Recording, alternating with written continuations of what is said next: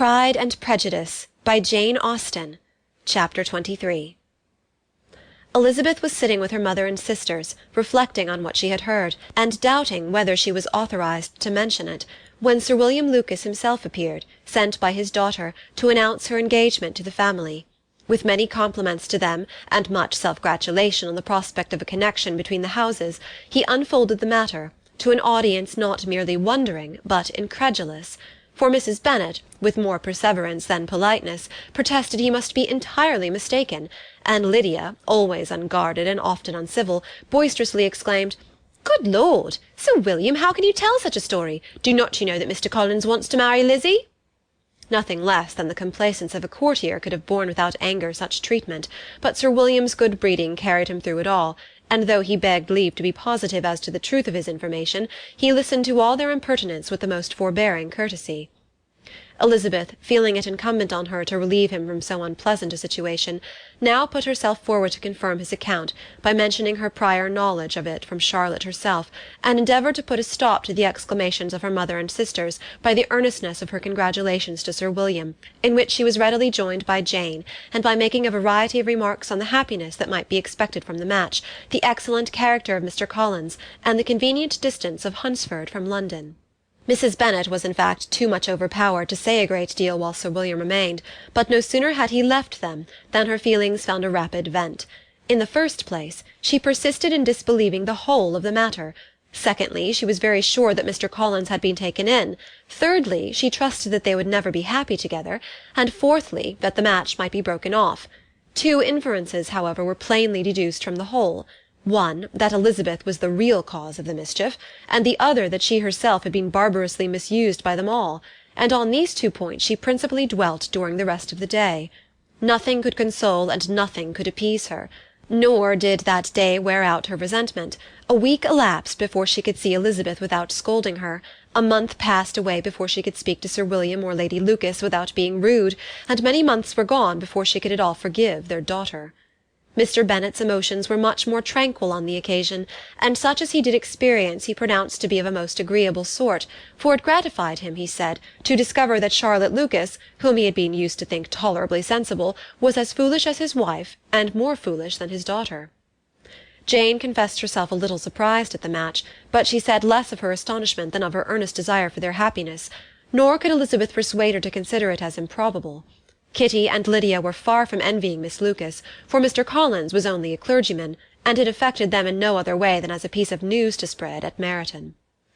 Lady Lucas could not be insensible of triumph on being able to retort on Mrs. Bennet the comfort of having a daughter well married, and she called at Longbourn rather oftener than usual to say how happy she was, though Mrs. Bennet's sour looks and ill-natured remarks might have been enough to drive happiness away.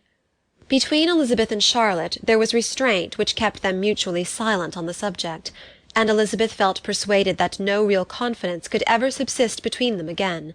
Her disappointment in Charlotte made her turn with fonder regard to her sister, of whose rectitude and delicacy she was sure her opinion could never be shaken, and for whose happiness she grew daily more anxious, as Bingley had now been gone a week, and nothing more was heard of his return. Jane had sent Caroline an early answer to her letter, and was counting the days till she might reasonably hope to hear again. The promised letter of thanks from Mr. Collins arrived on Tuesday, addressed to their father, and written with all the solemnity of gratitude which a 12-month's abode in the family might have prompted. After discharging his conscience on that head, he proceeded to inform them, with many rapturous expressions, of his happiness in having obtained the affection of their amiable neighbour, Miss Lucas, and then explained that it was merely with the view of enjoying her society that he had been so ready to close with their kind wish of seeing him again at Longbourn, whither he hoped to be able to return on Monday fortnight. For Lady Catherine, he added, so heartily approved his marriage, that she wished it to take place as soon as possible, which he trusted would be an unanswerable argument with his amiable Charlotte to name an early day for making him the happiest of men. Mr. Collins' return into Hertfordshire was no longer a matter of pleasure to Mrs. Bennet. On the contrary, she was as much disposed to complain of it as her husband. It was very strange that he should come to Longbourn instead of to Lucas Lodge. It was also very inconvenient, and exceedingly troublesome. She hated having visitors in the house while her health was so indifferent, and lovers were of all people the most disagreeable. Such were the gentle murmurs of Mrs. Bennet, and they gave way only to the greater distress of Mr. Bingley's continued absence. Neither Jane nor Elizabeth were comfortable on this subject. Day after day passed away without bringing any other tidings of him than the report which shortly prevailed in Meryton of his coming no more to Netherfield the whole winter, a report which highly incensed Mrs. Bennet, and which she never failed to contradict as a most scandalous falsehood. Even Elizabeth began to fear, not that Bingley was indifferent, but that his sisters would be successful in keeping him away. Unwilling as she was to admit an idea so destructive of Jane's happiness, and so dishonourable to the stability of her lover, she could not prevent its frequently occurring. The united efforts of his two unfeeling sisters, and of his overpowering friend, assisted by the attractions of Miss Darcy and the amusements of London, might be too much, she feared, for the strength of his attachment. As for Jane, her anxiety under this suspense was of course more painful than Elizabeth's, but whatever she felt she was desirous of concealing, and between Elizabeth and herself, therefore, the subject was never alluded to. But as no such delicacy restrained her mother, an hour seldom passed in which she did not talk of Bingley, express her impatience for his arrival, or even require Jane to confess that if he did not come back she would think herself very ill-used. It needed all Jane's steady mildness to bear these attacks with tolerable tranquillity. Mr. Collins returned most punctually on Monday fortnight, but his reception at Longbourn was not quite so gracious as it had been on his first introduction. He was too happy, however, to need much attention, and luckily for the others the business of love-making relieved them from a great deal of his company. The chief of every day was spent by him at Lucas Lodge, and he sometimes returned to Longbourn only in time to make an apology for his absence before the family went to bed. Mrs. Bennet was really in a most pitiable state. The very mention of anything concerning the match threw her into an agony of ill-humour, and wherever she went she was sure of hearing it talked of. The sight of Miss Lucas was odious to her.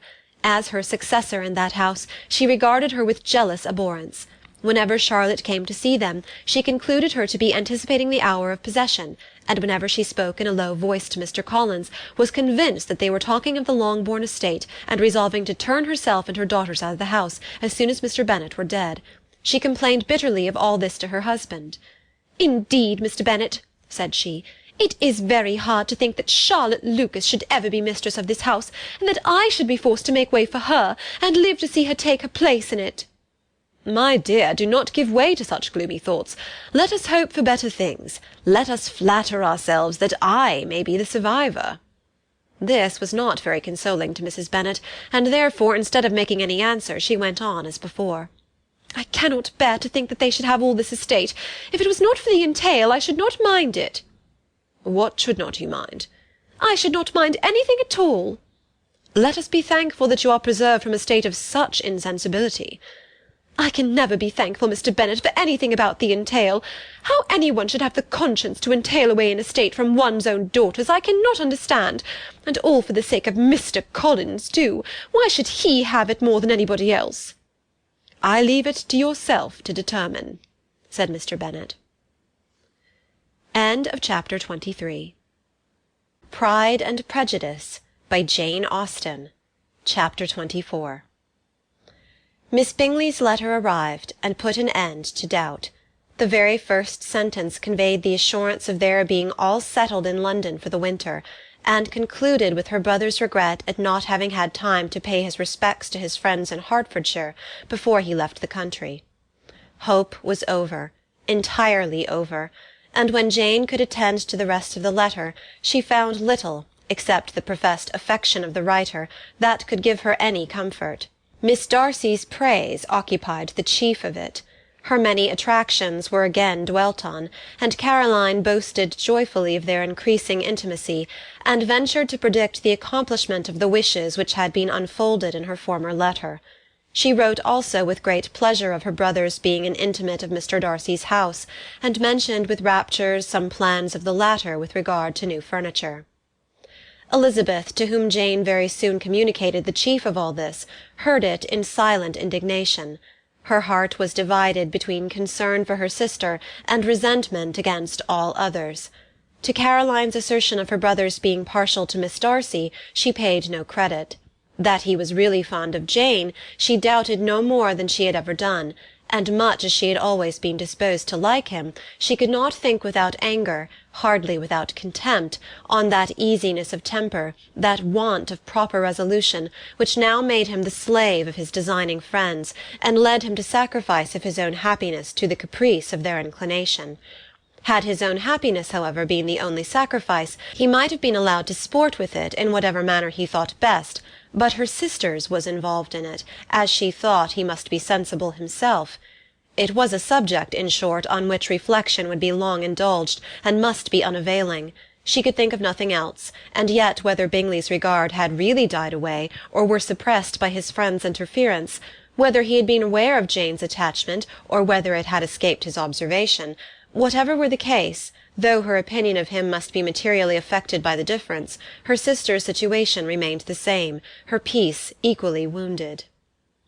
A day or two passed before Jane had courage to speak of her feelings to Elizabeth, but at last, on Mrs. Bennet's leaving them together, after a longer irritation than usual about Netherfield and its master, she could not help saying, "Oh, that my dear mother had more command over herself! She can have no idea of the pain she gives me by her continual reflections on him. But I will not repine. It cannot last long.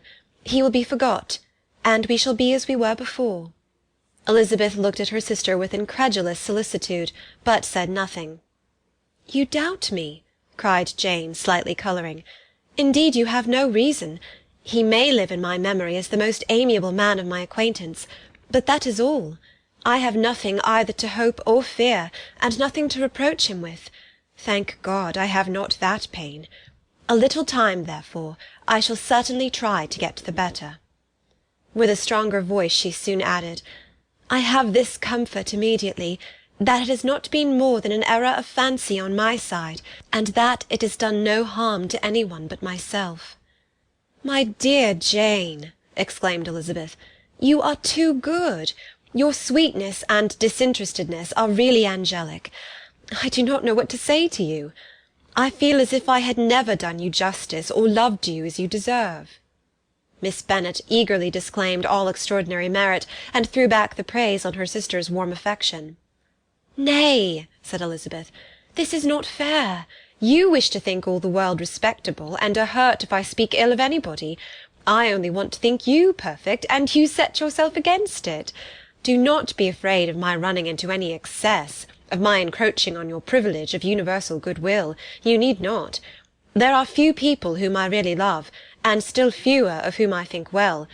The more I see of the world, the more am I dissatisfied with it, and every day confirms my belief of the inconsistency of all human characters, and of the little dependence that can be placed on the appearance of merit or sense. I have met with 2 instances lately. One I will not mention, the other is Charlotte's marriage. It is unaccountable. In every view it is unaccountable." "My dear Lizzy, do not give way to such feelings as these. They will ruin your happiness. You do not make allowance enough for difference of situation and temper. Consider Mr. Collins's respectability and Charlotte's steady, prudent character. Remember that she is one of a large family, that, as to fortune, it is a most eligible match, and be ready to believe, for everybody's sake, that she may feel something like regard and esteem for our cousin." "To oblige you, I would try to believe almost anything, but no one else could be benefited by such a belief as this. For were I persuaded that Charlotte had any real regard for him, I should only think worse of her understanding than I now do of her heart. My dear Jane, Mr. Collins is a conceited, pompous, narrow-minded, silly man. You know he is, as well as I do. And you must feel, as well as I do, that the woman who married him cannot have a proper way of thinking. You shall not defend her, though it is Charlotte Lucas. You shall not, for the sake of one individual, change the meaning of principle and integrity, nor endeavour to persuade yourself or me that selfishness is prudence, and insensibility of danger security for happiness." "I must think your language too strong in speaking of both," replied Jane, "and I hope you'll be convinced of it by seeing them happy together. But enough of this. You alluded to something else. You mentioned 2 instances. I cannot misunderstand you, but I entreat you, dear Lizzy, not to pain me by thinking that person to blame, and saying your opinion of him is sunk. We must not be so ready to fancy ourselves intentionally injured. We must not expect a lively young man to be always so guarded and circumspect. It is very often nothing but our own vanity that deceives us.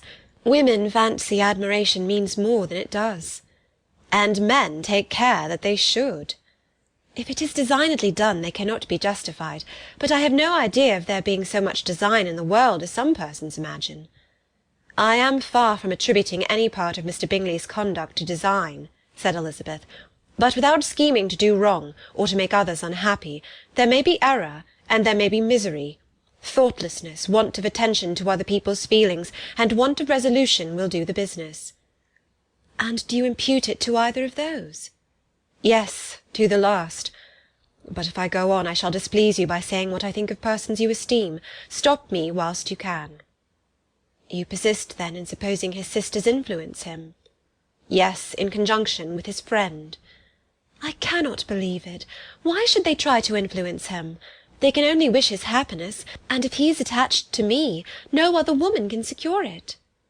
Your first position is false. They may wish many things besides his happiness. They may wish his increase of wealth and consequence. They may wish him to marry a girl who has all the importance of money, great connections, and pride.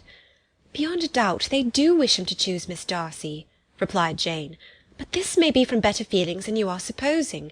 They have known her much longer than they have known me. No wonder if they love her better. But whatever may be their own wishes, it is very unlikely that they should have opposed their brothers. What sister would think herself at liberty to do it, unless there was something very objectionable? If they believed him attached to me, they would not try to part us. If he were so, they could not succeed. By supposing such an affection, you make everybody acting unnaturally and wrong, and me most unhappy. Do not distress me by the idea. I am not ashamed of having been mistaken, or at least it is light. It is nothing in comparison of what I should feel in thinking ill of him or his sisters. Let me take it in the best light, in the light in which it may be understood. Elizabeth could not oppose such a wish, and from this time Mr. Bingley's name was scarcely ever mentioned between them. Mrs. Bennet still continued to wonder and repine at his returning no more, and though a day seldom passed in which Elizabeth did not account for it clearly, there was little chance of her ever considering it with less perplexity. Her daughter endeavoured to convince her of what she did not believe herself, that his attentions to Jane had been merely the effect of a common and transient liking, which ceased when he saw her no more. But though the probability of the statement was admitted at the time, she had the same story to repeat every day. Mrs. Bennet's best comfort was that Mr. Bingley must be down again in the summer. Mr. Bennet treated the matter differently. "So, Lizzie," said he one day, "your sister is crossed in love, I find. I congratulate her. Next to being married, a girl likes to be crossed in love a little now and then. It is something to think of, and it gives her a sort of distinction among her companions. When is your turn to come? You will hardly bear to be long outdone by Jane. Now is your time. Here are officers enough in Meryton to disappoint all the young ladies in the country. Let Wickham be your man. He is a pleasant fellow, and would jilt you creditably." "Thank you, sir, but a less agreeable man would satisfy me. We must not all expect Jane's good fortune." "True," said Mr. Bennet, "but it is a comfort to think that whatever of that kind may befall you, you have an affectionate mother who will make the most of it." Mr. Wickham's society was of material service in dispelling the gloom which the late perverse occurrences had thrown on many of the Longbourn family. They saw him often, and to his other recommendations was now added that of general unreserve. The whole of what Elizabeth had already heard, his claims on Mr. Darcy, and all that he had suffered from him, was now openly acknowledged and publicly canvassed, and everybody was pleased to know how much they had always disliked Mr. Darcy before they had known anything of the matter. Miss Bennet was the only creature who could suppose there might be any extenuating circumstances in the case, unknown to the society of Hertfordshire. Her mild and steady candour always pleaded for allowances, and urged the possibility of mistakes, but by everybody else Mr. Darcy was condemned as the worst of men. End of chapter 24. Pride and Prejudice, by Jane Austen. Chapter 25. After a week spent in professions of love and schemes of felicity, Mr. Collins was called from his amiable Charlotte by the arrival of Saturday. The pain of separation, however, might be alleviated on his side by preparations for the reception of his bride, as he had reason to hope that shortly after his return into Hertfordshire the day would be fixed that was to make him the happiest of men. He took leave of his relations at Longbourn with as much solemnity as before, wished his fair cousins health and happiness, and promised their father another letter of thanks. On the following Monday, Mrs. Bennet had the pleasure of receiving her brother and his wife, who came as usual to spend the Christmas at Longbourn. Mr. Gardiner was a sensible, gentlemanlike man, greatly superior to his sister, as well by nature as education. The Netherfield ladies would have had difficulty in believing that a man who lived by trade, and within view of his own warehouses, could have been so well bred and agreeable. Mrs. Gardiner, who was several years younger than Mrs. Bennet and Mrs. Phillips, was an amiable, intelligent, elegant woman, and a great favourite with all her Longbourn nieces. Between the two eldest and herself especially, there subsisted a particular regard. They had frequently been staying with her in town. The first part of Mrs. Gardiner's business on her arrival was to distribute her presents and describe the newest fashions. When this was done, she had a less active part to play. It became her turn to listen. Mrs. Bennet had many grievances to relate, and much to complain of.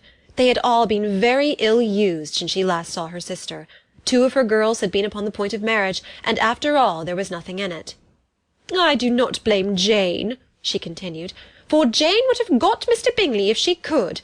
But Lizzie, oh, sister, it is very hard to think she might have been Mr. Collins's wife by this time, had it not been for her own perverseness. He made her an offer in this very room, and she refused him. The consequence of it is that Lady Lucas will have a daughter married before I have, and that the Longbourn estate is just as much entailed as ever. The Lucases are very artful people indeed, sister. They are all for what they can get. I am sorry to say it of them, but so it is. It makes me very nervous and poorly to be thwarted so in my own family, and to have neighbours who think of themselves before anybody else. However, your coming just at this time is the greatest of comforts, and I am very glad to hear what you tell us of long sleeves." Mrs. Gardiner, to whom the chief of this news had been given before in the course of Jane and Elizabeth's correspondence with her, made her sister a slight answer, and in compassion to her nieces turned the conversation. When alone with Elizabeth afterwards, she spoke more on the subject. "It seems likely to have been a desirable match for Jane," said she. "I am sorry it went off. But these things happen so often. A young man, such as you describe Mr. Bingley, so easily falls in love with a pretty girl for a few weeks, and when accident separates them, so easily forgets her, that these sort of inconsistencies are very frequent." "An excellent consolation in its way," said Elizabeth, "but it will not do for us. We do not suffer by accident. It does not often happen that the interference of friends will persuade a young man of independent fortune to think no more of a girl whom he was violently in love with only a few days before." "But that expression of violently in love is so hackneyed, so doubtful, so indefinite, that it gives me very little idea. It is as often applied to feelings which arise from a half-hour's acquaintance as to a real strong attachment. Pray, how violent was Mr. Bingley's love?" "I never saw a more promising inclination. He was growing quite inattentive to other people, and wholly engrossed by her. Every time they met it was more decided and remarkable. At his own ball he offended 2 or 3 young ladies by not asking them to dance, and I spoke to him twice myself without receiving an answer. Could there be finer symptoms? Is not general incivility the very essence of love?" "Oh, yes, of that kind of love which I suppose him to have felt. Poor Jane! I am sorry for her, because with her disposition she may not get over it immediately. It had better have happened to you, Lizzie. You would have laughed yourself out of it sooner. But do you think she would be prevailed upon to go back with us? Change of scene might be of service, and perhaps a little relief from home may be as useful as anything." Elizabeth was exceedingly pleased with this proposal, and felt persuaded of her sister's ready acquiescence.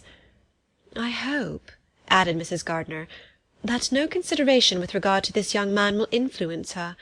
We live in so different a part of town, all our connections are so different, and as you well know, we go out so little, that it is very improbable that they should meet at all, unless he really comes to see her. And that is quite impossible, for he is now in the custody of his friend, and Mr. Darcy would no more suffer him to call on Jane in such a part of London. My dear aunt, how could you think of it? Mr. Darcy may perhaps have heard of such a place as Gracechurch Street, but he would hardly think a month's ablution enough to cleanse him from its impurities, were he once to enter it, and depend upon it, Mr. Bingley never stirs without him." "So much the better. I hope they will not meet at all. But does not Jane correspond with his sister? She will not be able to help calling. She will drop the acquaintance entirely. But in spite of the certainty in which Elizabeth affected to place this point, as well as the still more interesting one of Bingley's being withheld from seeing Jane, she felt a solicitude on the subject which convinced her, on examination, that she did not consider it entirely hopeless. It was possible, and sometimes she thought it probable, that his affection might be reanimated, and the influence of his friends successfully combated by the more natural influence of Jane's attractions. Miss Bennet accepted her aunt's invitation with pleasure, and the Bingleys were no otherwise in her thoughts at the same time than as she hoped by Caroline's not living in the same house with her brother she might occasionally spend a morning with her, without any danger of seeing him. The Gardiners stayed a week at Longbourn, and what with the Phillipses, the Lucases, and the officers, there was not a day without its engagement. Mrs. Bennet had so carefully provided for the entertainment of her brother and sister that they did not once sit down to a family dinner. When the engagement was for home, some of the officers always made part of it, of which officers Mr. Wickham was sure to be one, and on these occasions Mrs. Gardiner, rendered suspicious by Elizabeth's warm commendation, narrowly observed them both.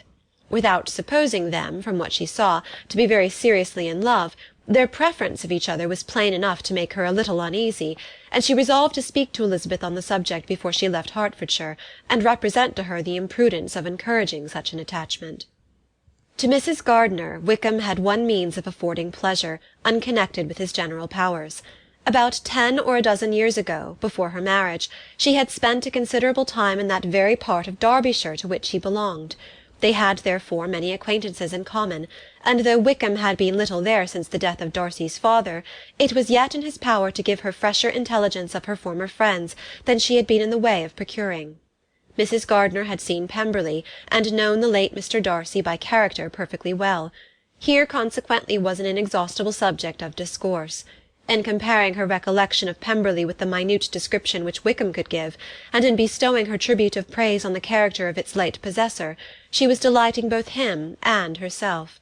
On being made acquainted with the present Mr. Darcy's treatment of him, she tried to remember some of that gentleman's reputed disposition when quite a lad, which might agree with it, and was confident at last that she recollected having heard Mr. Fitzwilliam Darcy formerly spoken of as a very proud, ill-natured boy. Chapter 25